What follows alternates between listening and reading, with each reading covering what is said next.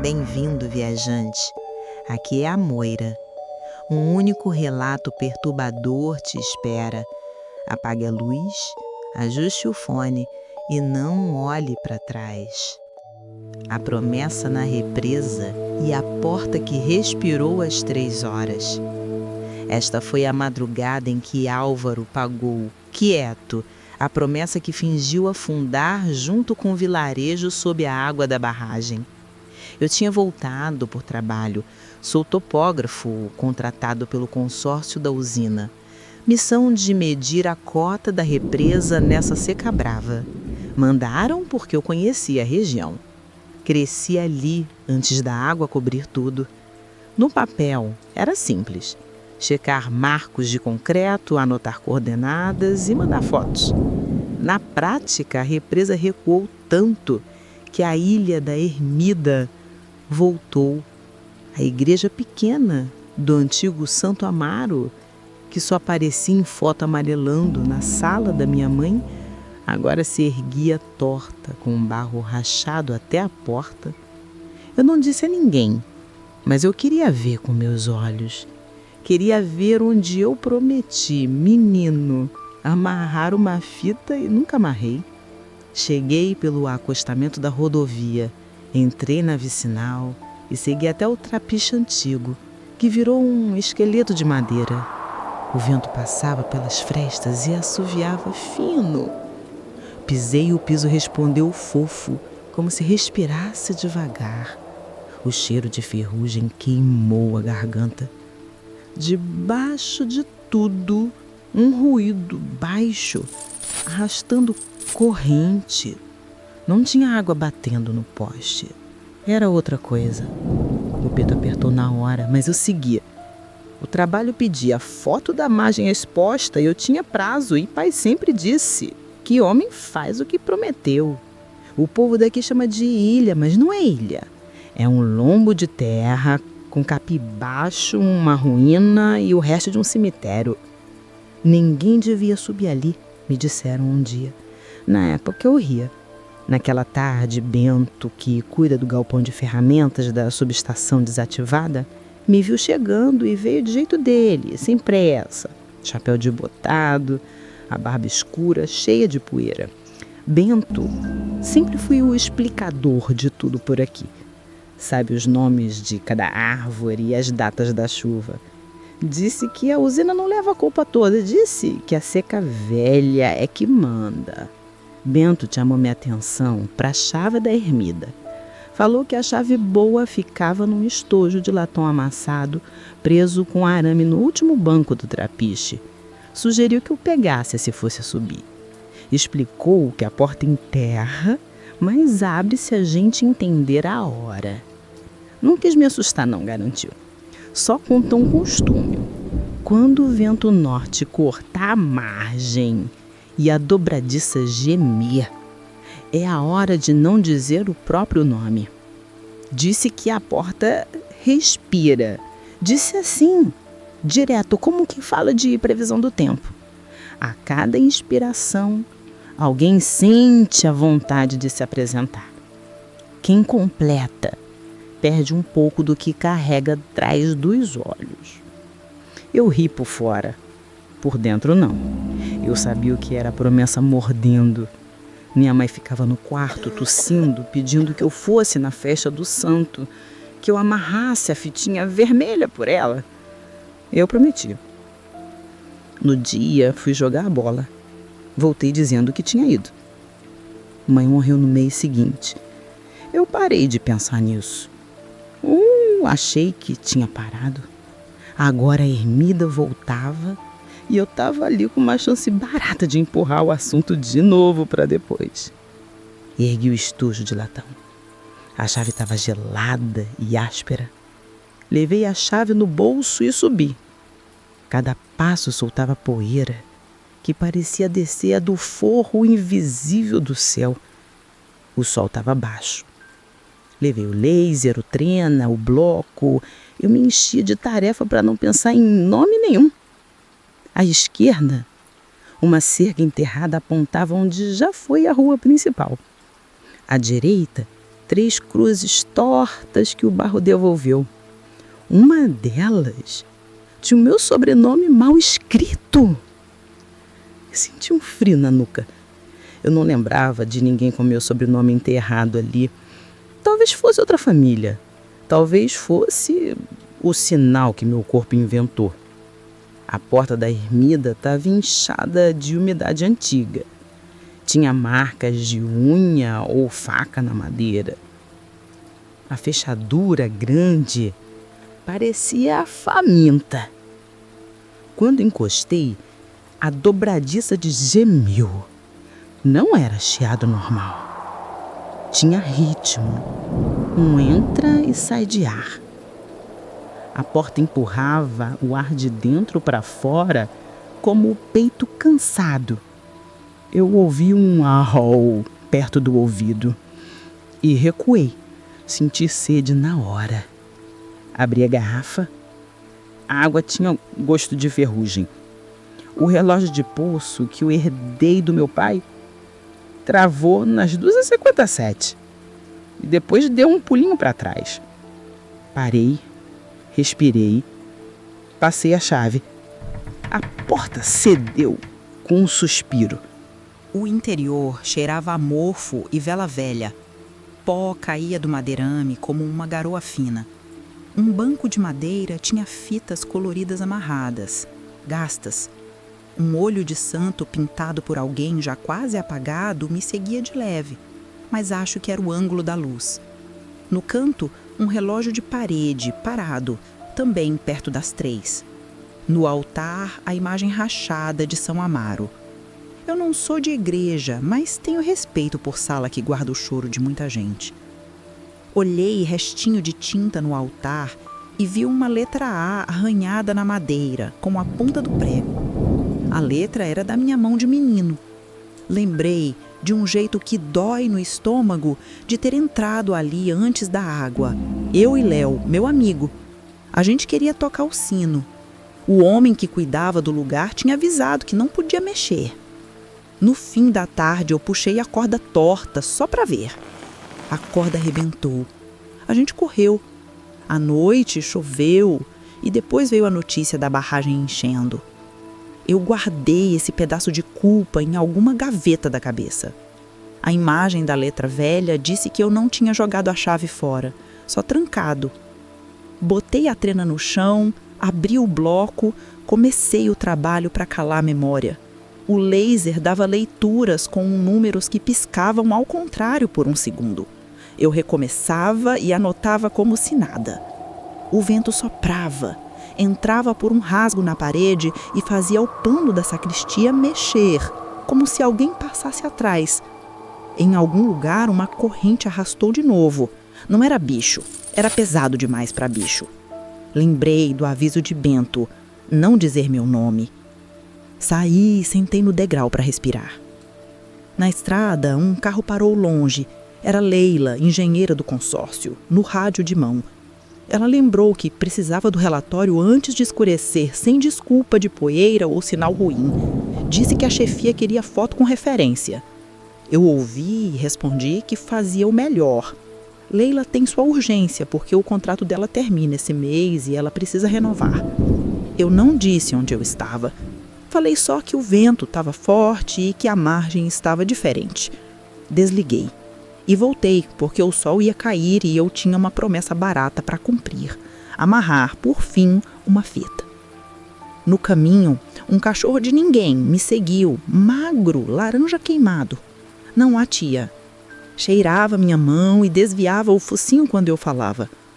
Tentei ler a plaquinha na coleira, oxidada, sem nome. Aquilo me incomodou mais do que devia. Bicho sem nome parece não pesar em lugar nenhum. Amarrei a primeira fita, tremendo. Fita vermelha, como minha mãe pediu. Senti um calor subir do estômago para a garganta. Eu disse baixo que estava ali por ela e que eu devia ter vindo antes. Eu disse que devia ter dito a verdade. Falei tudo como um pensamento que quer sair sem som.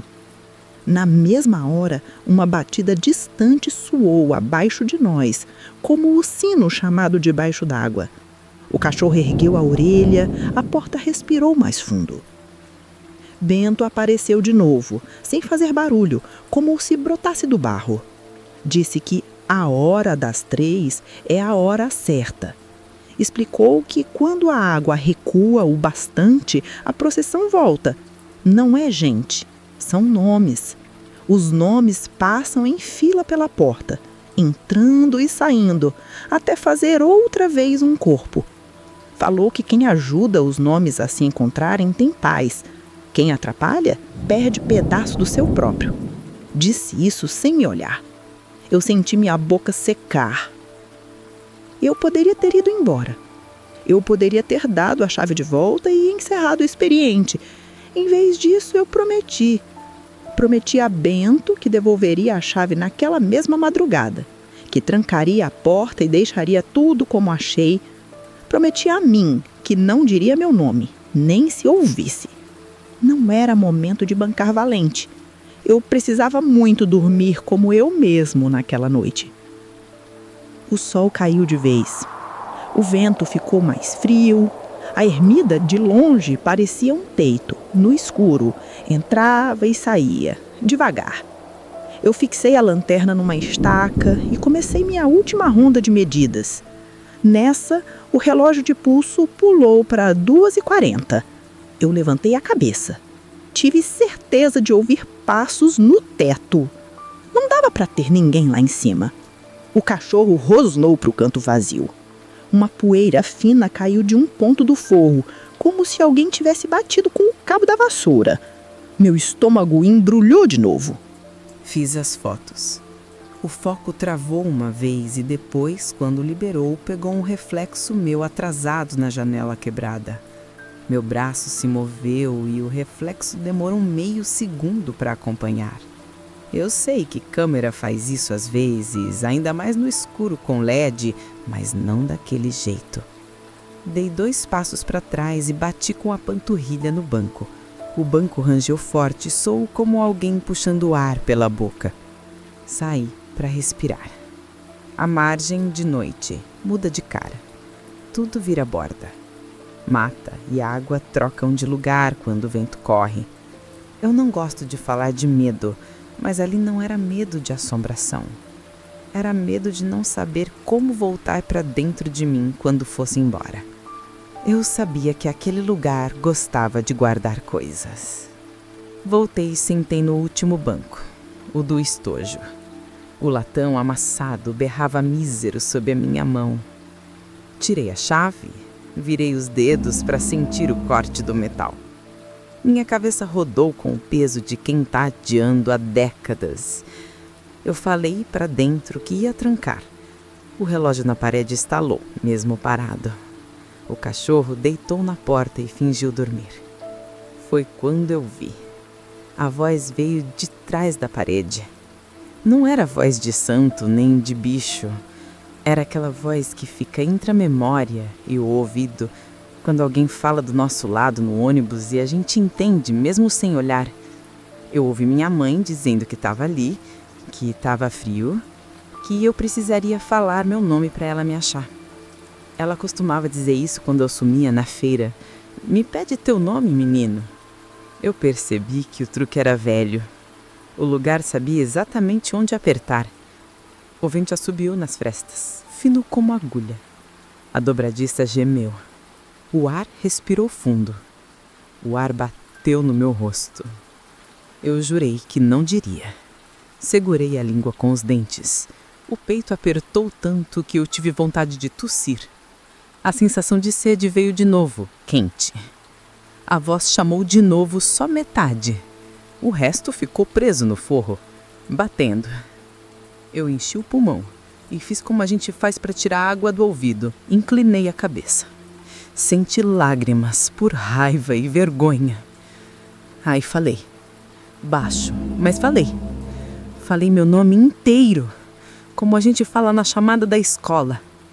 Na mesma hora, algo puxou meu ar de volta. Não foi o vento. Foi a porta, sugando forte. O mundo encolheu um dedo. Minha língua pesou. Eu quis completar, dizer o sobrenome, mas travou. A porta respirou devagar. Eu perdi naquele sopro uma imagem. A cara do meu amigo Léo em criança sumiu do meu alcance. Eu sabia que ele existiu. Sabia que a gente corria na rua. Eu não conseguia achar o rosto para encaixar no nome. Eu entendi a regra ali, sem ninguém explicar. A cada resposta, um pedaço de memória vai no pagamento. Quem responde muito fica leve demais para lembrar de voltar para casa. Eu não sou herói. Eu não aguentei ficar sentado. Levantei cambaleando. Fui até o altar e amarrei uma segunda fita, azul, por mim. Senti uma cãibra na mão. O relógio de pulso teimoso travou nos 2h57 de novo. Eu disse para dentro que bastava, que a porta podia respirar sem mim. A corrente arrastou do lado de fora, mais perto. Encostou em madeira. A batida distante virou batida na madeira fina, como quem pede entrada sem tocar. Eu respondi ao instinto e passei a chave por dentro, trancando. Foi um erro e um acerto ao mesmo tempo. O cachorro levantou a cabeça, me olhou sem me ver. A voz no forro ficou muda. A porta parou de respirar por um momento que pareceu longo demais. Na volta, suspirou com raiva ou alívio, não sei. Eu pensei em Bento. Pensei que precisava devolver a chave para ele, como prometi. Saí com pressa, escorregando no barro. O vento cortou a margem e trouxe um cheiro de ferrugem mais forte. Eu senti gelado atrás da orelha. Bento me esperava no trapiche, sentado, como se nunca tivesse saído dali. Ele me olhou como quem espera um resultado. Eu contei o que fiz. Contei da voz, da vontade de dizer meu nome, do tranco no ar. Não usei o tom de assombração. Usei o tom de homem que descumpriu uma promessa antiga e cumpriu outra de última hora para compensar. Bento ouviu calado. Depois, disse que fez a parte dele me contando a regra. Disse que a porta respira para não explodir. Disse que a procura dos nomes precisa de freio. E então me estendeu a mão pela chave. Eu achei que era para guardá-la. Entreguei. Bento segurou firme. Em vez de enfiar no bolso, levantou. Disse que levaria a chave para o lugar certo. Eu entendi tarde. O lugar certo era a água. Bento jogou a chave na represa, na borda escura que ainda assaboreia o barro do dia. O som do metal batendo é diferente quando cai no fundo que já foi rua. Eu protestei com calma. Disse que a chave era do santo, que a gente ia precisar quando a seca voltasse no ano seguinte. Bento retrucou que a casa sabe proteger o que mora nela.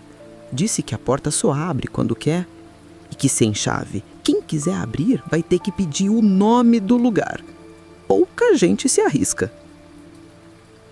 Eu senti raiva de Bento. Achei que ele tinha feito aquilo por interesse dele, de manter a coisa sob controle de quem manda nos pequenos mistérios, como sempre acontece em região pequena. Falei isso sem falar. Bento entendeu. Disse que sabia que eu tinha quebrado a corda do sino, menina. Disse que não me culpava. Disse que naquele dia foi o jeito do lugar de aceitar o silêncio. Eu arregalei os olhos e perguntei como ele sabia. Bento apontou para a letra A, arranhada no altar. Disse que todo vigia aprende a ler os recados na madeira. Desculpa, é outra coisa, falou. Aqui a gente só aprende custo.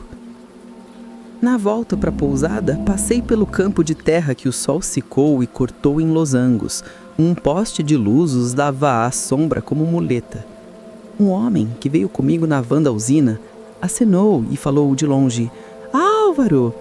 Eu virei no susto. A palavra fez cócega atrás do olho, mas não fixou. Fiquei um segundo sem reconhecer o som que sempre foi meu. Respondi com a mão. Mais tarde, na recepção, a moça pediu meu documento. Eu abri a carteira e senti o suor colado. Meu RG estava lá, com letras pretas.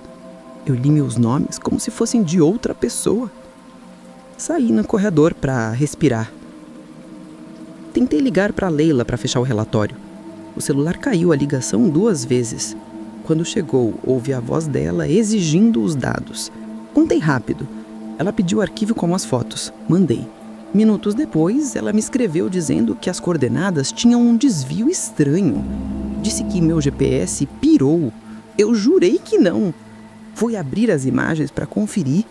Em 2 delas, o laser desenhava linhas que pareciam fugir do ponto, como se recusassem o lugar. Eu passei a noite reescrevendo números que não batiam. Acordei às 5 com um barulho de corrente arrastando no telhado. Subi na cadeira, abri a janela. Não tinha calha ali em cima. O vento trouxe o cheiro da represa, como se tivesse entrado no meu quarto. O cachorro laranja estava na calçada, olhando para a porta da pousada. Fiz menção de assobiar. Nada saiu. Eu pus a mão na garganta, a voz veio, mas mais baixa, como se tivesse andado muito. Entendi que tinha deixado parte dela na respiração da ermida. Lembrei da leitora de nomes da escola, chamando e eu respondendo sem pensar. Agora, pensar doía. Fiquei repetindo meu nome para dentro, para o músculo não esquecer. Voltei para a ilha pela manhã, sozinho. Bento não estava no trapiche. Destranquei a cabeça e fui sem chave. A porta me esperava, aberta um palmo, como se eu tivesse deixado assim. O cachorro entrou comigo, sem barulho. O relógio de parede continuava parado nos 2h57. Amarrei uma 3ª fita, branca, sem escrever nada. Toquei a madeira com as pontas dos dedos. A madeira devolveu uma lembrança curta. Eu, menino, correndo, rindo com o Léo, a imagem dele ainda sem rosto. Senti vontade de chorar. E não chorei. Fiquei só parado, deixando-a erguer e baixar do ar, me limpar um pouco da raiva. A procissão dos nomes passou bem devagar. Não se vê, mas se percebe. É como brisa morna quando a gente abre o forno do fogão. Pelas laterais do altar, os nomes passearam. Não falavam, pesavam. Como as letras do RG, como os bilhetes antigos da minha mãe com lista de mercado. O lugar devolvia uns e pegava outros. Eu entendi por que a casa protege o que mora nela. Não é para esconder coisa ruim. É para não deixar escapar tudo que é sem corpo. Eu fui embora sem trancar. Deixei como estava.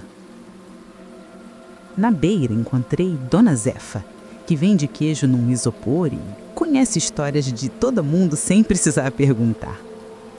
Ela disse que a Romaria de Santo Amaro agora se faz com passos de barro. Disse que os que faltaram no dia da enchente voltam com a seca, um de cada vez. Disse que quando a água subir de novo, ninguém mais vai falar de promessa. Vão falar só de preço. Perguntei, sem falar, qual era o meu. Ela respondeu que o preço foi leve. Eu ia precisar reaprender meu nome toda vez que alguém chamasse. Disse que isso fazia bem para a gente que se acha dono do próprio corpo. Riu com um canto da boca e me ofereceu um pedaço de queijo, salgado demais. No escritório da usina, à tarde, Leila avisou que o consórcio ia pedir nova inspeção. Disse que no meu relatório faltava a foto com referência clara da porta. Disse que tinha uma sombra que não batia nos metadados. Eu sabia qual era. Meu reflexo atrasado. Ela achou defeito da lente. Eu disse que podia ser. Pedi desculpa por qualquer desvio. Ela disse que entende que o lugar mexe com os de casa. Não é de hoje que técnico perde coisa ali, ela contou. Já teve gente que voltou sem relógio interno. Gente que esqueceu como engatar a marcha do carro por umas horas. E por educação. Por dentro eu sabia que ela falava de outra coisa. Ela não pediu demissão depois disso. Ficou. Eu também fiquei até terminar as medições. Mas depois eu não quis mais contrato por ali. Na última noite antes de ir embora, fui de novo. A lua abriu um caminho pálido na lama. A porta respirava como sempre, paciente. Encostei a testa na madeira, senti o cheiro de ferrugem misturado com cera velha. Falei para dentro, simples. Eu sei que eu prometi e saí jogando. Eu sei que a corda do sino arrebentou na minha mão e eu não falei para ninguém. Eu sei que eu disse meu nome quando não devia. Eu sei que nome é coisa que a gente empresta e depois tem que tomar de volta com cuidado. A porta aceitou meu jeito. Eu virei as costas, sem olhar muito. O cachorro veio atrás até metade do caminho e ficou. Bento me esperava mais adiante. Ele disse que estava indo embora da função. Disse que vigia quem olha e devolve. Disse que eu já tinha aprendido. Eu perguntei por gestos se ele tinha certeza. Ele moveu a cabeça. Disse que essa geração nova precisa de outro tipo de explicador. Gente que não fale bonito nem feio. Gente que saiba apontar o vento e pedir silêncio na hora exata. Eu entendi. Não questionei. Cumprimentei com a mão. Ele se foi sem olhar para trás. Na semana seguinte, de volta à cidade, atendi por moço da represa numa obra. O apelido grudou. Quando alguém tentava Álvaro, eu demorava um segundo para juntar. Não era demência, era o custo. Em troca, meu peito parou de doer quando eu vi a fita vermelha em retrovisor. Parei de sonhar com água subindo pelo corredor da casa do meu pai. Algumas noites, um ruído de corrente arrasta na minha janela. Eu abro e deixo passar. Não ligo mais à luz. Aprendi a respirar junto. Ninguém vai ler isso num cartório. Não é confissão para a polícia. É só um registro do jeito que dá para quem gosta de ouvir estrada. O lugar tem memória. Ele não quer assustar. Ele quer guardar o que a gente joga fora com pressa. Se você voltar lá um dia e a porta estiver respirando, lembre do aviso do Bento. Não diga o seu nome. Amarre uma fita simples. Tranque se for preciso. E entenda que, às vezes, quem a gente veio salvar quer a chave para outra coisa. Eu voltarei quando a seca baixar de novo. Não para medir, para ouvir. Talvez reconheça o rosto de Léo se eu não entregar mais nada na respiração. Talvez olhe a letra A, arranhada no altar, e aceite que menina pronta, mas adultos decide. Por enquanto, fico com um apelido. Ele me dá tempo. Me livra do susto de ser chamado por inteiro. Quando o vento norte corta e a dobradiça geme, eu paro e escuto. Se baterem sem tocar, eu respondo com silêncio. E sigo. A estrada vicinal sabe o meu passo, ou a represa sabe o meu peso. A casa Dora sabe que eu entendi. Promessa empurrada para amanhã. Volta pela Lágua com nosso nome. E esse viajante foi o relato de Álvaro. demonstrando que promessa empurrada volta para cobrar no nome. Mas agora me conte, você já atravessou uma fronteira achando que era só caminho, e ela cobrou por você ter voltado?